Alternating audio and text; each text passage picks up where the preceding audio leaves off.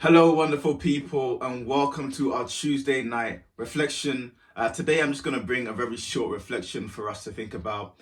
And my reflection is going to be based on Matthew chapter 16, verses 13 to 17. So I want to read to you now.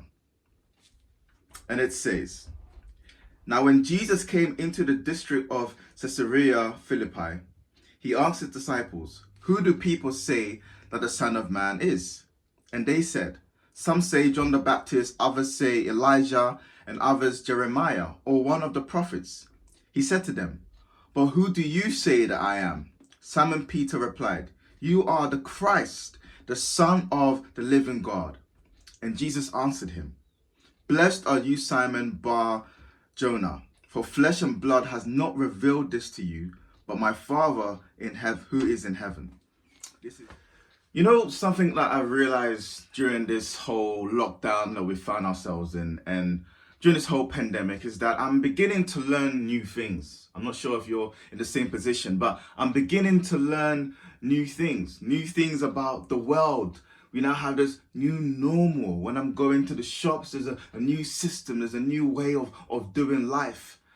I've seen new things about the church, being able to do church in a different way through online, like what we're doing today. But new things about the church that we're beginning to learn, or new ways of doing church, and new technology that we all have to grapple of, Skype, Zoom, and all the other outlets that we have today. But there's so many new things that we are learning in this whole pandemic that we find ourselves in.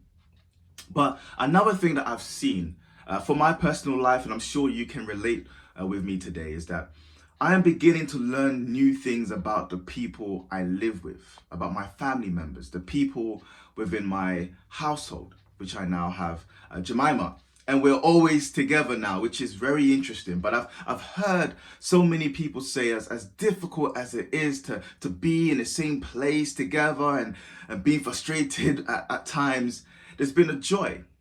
And there's been an element where people can now know more of their family members, spend time with their family members. And I think this is a big part of what's happening in our world today. There are people who have the opportunity to know more of their family members. In this fast-paced life that we live in today, where people don't always have the time to spend hours and hours and hours with their loved ones or people within their household, we're seeing that COVID-19 has somehow allowed some people to spend hours and hours and hours getting to know each other. It's been frustrating, it's been difficult for many, but there has been this element where people are able to spend time to really get to know their family members. You see, I think the task of knowing someone is an ongoing task. You can't just say, you can't just meet someone for the first time and say that you know them, or even meet them a couple of times and say that you really know them. No, the task of knowing someone is an ongoing task. I know married people who have been married for years and years and years and still see the huge need to constantly know their spouse. And there will be a time when you get to a point where you could, fully say that I know this person. But we know this doesn't come overnight. So in the passage that we looked at today, we see that Jesus is doing something very interesting. We know that Jesus knows his disciples. Jesus knew his disciples before they were even born. Jesus knew his disciples before he even called them as his disciples. But Jesus, in this particular passage that we're looking at today, Jesus wanted to know if his disciples knew who he was. But Jesus is very smart. He poses a question in a very interesting way. He first poses the question to the people around. People who don't have the same relationship like the disciples do with Jesus. People who have probably just heard of Jesus. So Jesus poses the question to his disciples, who do the people say I am? What's the word on the street? What's the gossip? Who do people say I am? And of course, Israel at that particular time did have this messianic view about the future, about who will become this Messiah, who will be their savior. So some said that he's John the Baptist. They all recognized that Jesus wasn't just a normal Jew, but there was something different about Jesus. There were miracles, there were teachings that displayed that he wasn't just a normal Jewish man. So some thought he was John the Baptist. Some thought he was Elijah. Some said Jeremiah. And others said some of the prophets. But they were all wrong. They were all wrong. They had no idea or real depth of who Jesus really was. They knew he was something powerful, something divine, but had no idea who he really was. So then Jesus poses the question to the people who should know him well, his disciples. And Jesus poses them this question. Okay, who do they say I am? Okay, they're wrong. But who do you say I am? It's now personal. Peter, the spokesperson for the disciples, he stood up and he got the answer right. His answer was, you are the Messiah, the Son of the living God. Tick, the right answer. So Jesus replies to him and says, blessed are you, Simon, son of Jonah, for this was not revealed to you by flesh and blood, but by my Father in heaven. And this is very interesting. So this means that who Jesus was revealed to Peter through the Father.